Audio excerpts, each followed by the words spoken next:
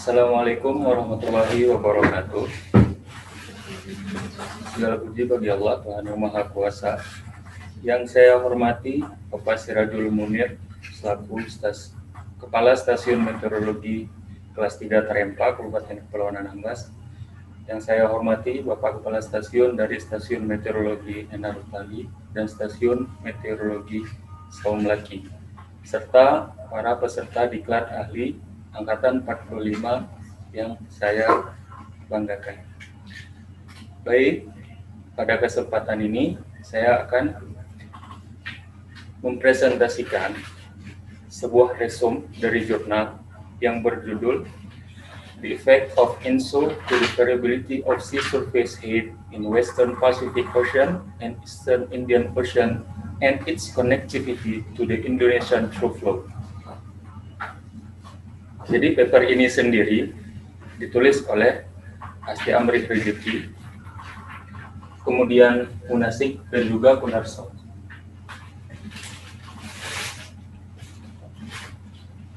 Baik, untuk pendahuluannya, ENSO merupakan fenomena yang mempengaruhi variabilitas iklim yang terjadi di Indonesia, Pasifik, Ekuator, dan juga dunia. Fenomena ENSO sendiri terdiri dari dua peristiwa, yaitu fenomena El Nino dan fenomena La Nina. Hal ini dibedakan oleh anomali suhu permukaan laut di wilayah Nino 34 di sekitar Samudra Pasifik. Ketika anomali terjadi sebesar lebih dari 0,5, maka itu dikatakan kategori El Nino. Sementara ketika anomali suhu berada di angka minus 0,5, dikategorikan sebagai peristiwa La Nina. Selanjutnya, Indonesia Trough Flow atau di Indonesia juga dikenal dengan Arlindo, arus lintas Indonesia, merupakan suatu sistem sirkulasi lautan di perairan Indonesia di mana terdapat jalur arus yang membawa massa air dari Samudra Pasifik menuju Samudra Hindia. Indonesia Trough Flow ini sendiri terutama disebabkan oleh perbedaan tinggi muka laut antara Samudra Pasifik dan Samudra Hindia, di mana permukaan bagian dalam Samudra Pasifik bagian barat yang beriklim tropis lebih tinggi daripada di bagian timur Samudra Hindia, sehingga terjadi gradien tekanan yang menyebabkan arus mengalir dari Pasifik ke Samudra Hindia. Penelitian ini difokuskan pada perbedaan nilai ketinggian permukaan laut antara Samudra Pasifik bagian barat dengan Samudra Hindia bagian timur pada saat El Nino dan La Nina.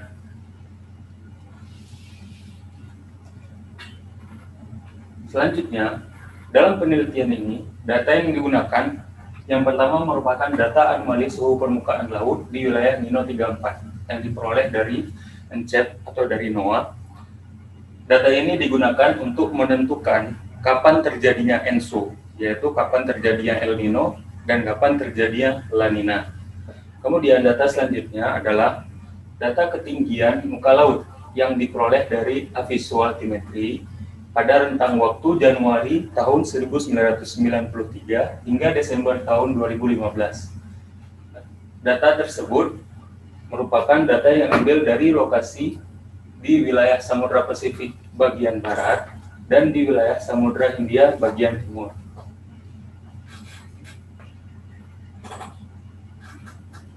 Selanjutnya, dalam penelitian ini, metode yang digunakan yaitu yang pertama, data harian dari tinggi muka laut yang diperoleh dari Aviso diubah menjadi TXT menggunakan aplikasi ADV. Kemudian data TXT tersebut dicari rata-rata bulanannya menggunakan Microsoft Excel. Kemudian dihitung selisih tinggi muka laut di Samudra Pasifik dan Samudra Hindia. Di sisi lain, data anomali suhu permukaan laut digunakan untuk menentukan periode kejadian ENSO, yaitu El Nino dan La Nina. Nah, kemudian akhir dari penelitian ini yaitu membandingkan ketinggian tinggi muka laut pada saat terjadinya ENSO dan saat tidak adanya ENSO. Baik, untuk hasilnya sendiri, pada saat El Nino, tinggi muka laut Samudra Pasifik bagian barat lebih rendah dibandingkan Samudra Hindia bagian timur.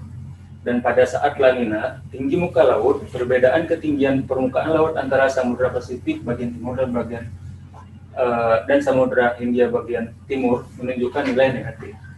Di sini pada grafik ini menunjukkan yang grafik atas itu adalah pada grafik pada saat kejadian La Nina. Di sini menunjukkan bahwa pada saat La Nina selisih ketinggian muka laut yaitu bernilai lebih besar daripada keadaan normalnya, yaitu keadaan pada saat tidak terjadi ENSO. Sementara pada saat El Nino, selisih ketinggian muka laut yaitu berada di bawah normalnya. Ketinggian muka laut ini berhubungan dengan transport dari arus lintas Indonesia itu sendiri, atau transport dari Indonesian Through Flow.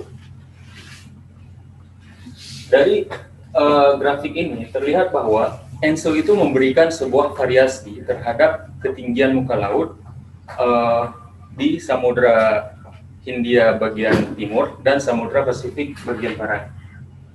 Variasi tinggi muka laut pada saat ENSO ini akan mempengaruhi transport ITF, dan hasilnya pada saat La Nina kecepatan transport akan menjadi lebih kuat, sementara pada saat El Nino kecepatan transportnya akan mengecil.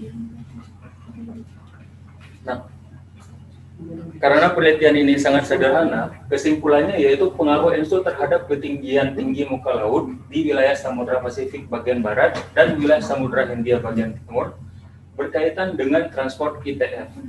Ukuran transport ITF yang berkaitan dengan kondisi ketinggian muka laut di kedua lokasi ini dapat menjadi lebih kuat atau lebih lemah jika dibandingkan terhadap kondisi normal dari transport Indonesian Through Flow. Sehingga ENSO memberikan dampak berupa variasi gradien tekanan yang menyebabkan adanya variasi transport dari ITF itu sendiri. Mungkin demikian presentasi yang dapat saya lakukan karena penelitian ini sangat sederhana. Semoga saya harapkan Bapak dan Ibu peserta presentasi ini dapat memahami apa yang saya sampaikan. Selebihnya saya juga mengharapkan adanya yang ditanyakan mengenai resume yang telah saya kerjakan ini. Saya persilakan.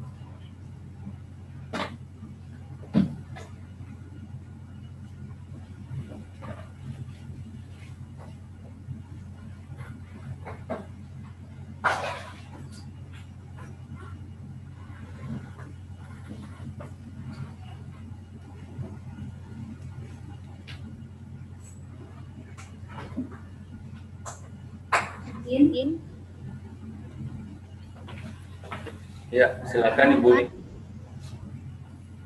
Ya, izin bertanya. Dari presentasi Bapak ini ada yang mau saya tanyakan, yaitu kira-kira apakah ada sirkulasi global yang lain yang mempengaruhi Arlindo ini? Terima kasih. Baik, terima kasih Ibu Niputu. Pertanyaannya mengenai Indonesian Through Flow atau Arlindo.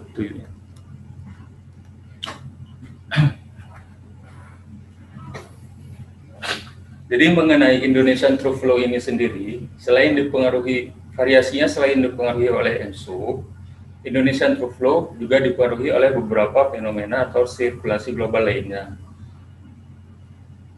seperti gelombang Kelvin dan Rossby, di mana gelombang ini menggerakkan variasi antar tahunan dari Indonesian Through Flow dengan variasi rata-rata kurang lebih 3 SV. 3 SV yaitu satuan 1 SV sama dengan 10⁻⁶ meter kubik. Nah, kemudian ada juga angin barat Pasifik, barat tengah dan El Nino juga mendorong gelombang khatulistiwa Rossby ke barat dan arus pesisir Nugini timur ke timur. Kemudian lalu menyebar mengitari pesisir barat sebagai gelombang pesisir Kelvin dan bergerak melintasi Arlindo di sepanjang pesisir. Jadi selain ENSO sendiri juga gelombang Rossby juga ikut mempengaruhi dari Indonesian Through Flow ini sendiri. Mungkin demikian Ibu Niputu.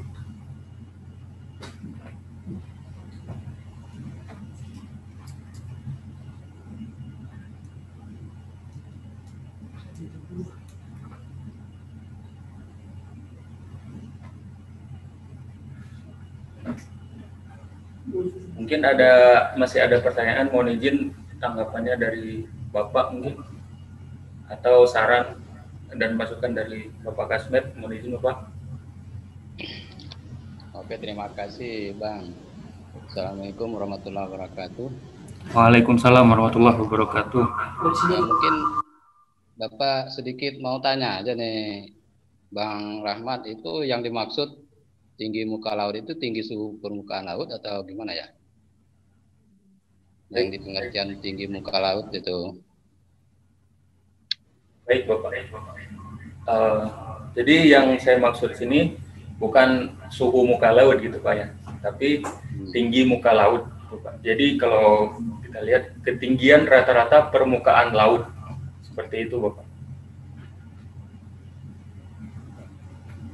Oke, terima kasih Bang Rahmat. Mungkin ya sukses saja Bang. Baik, terima kasih Bapak atas harapannya, juga sukses untuk kita bersama Pak. Terima kasih Bapak. Mungkin Bapak Ibu ada pertanyaan lain? Baik, saya rasa cukup. Semoga apa yang saya sampaikan ini dapat memberikan manfaat untuk kita bersama, dapat memberikan semangat untuk kita lebih berkembang ke depannya, dan juga kita harapkan untuk seluruh peserta diklat ini kita mencapai kesuksesan demi kejayaan BMKG. Terima kasih. Dan juga sekaligus saya sebagai pemateri terakhir di sore ini, saya akan menutup kegiatan sore ini. Terima kasih sebesar-besarnya saya ucapkan kepada Bapak Kasmet, terutama Bapak Kasmet dari Stasiun Meteorologi Tarempa, Bapak Kasmet Stasiun Meteorologi Enarutali, dan juga Bapak Kasmet dari Stasiun Meteorologi Saumlaki. Saya ucapkan terima kasih. Mungkin juga saya menutup acara sore ini. Wassalamualaikum warahmatullahi wabarakatuh.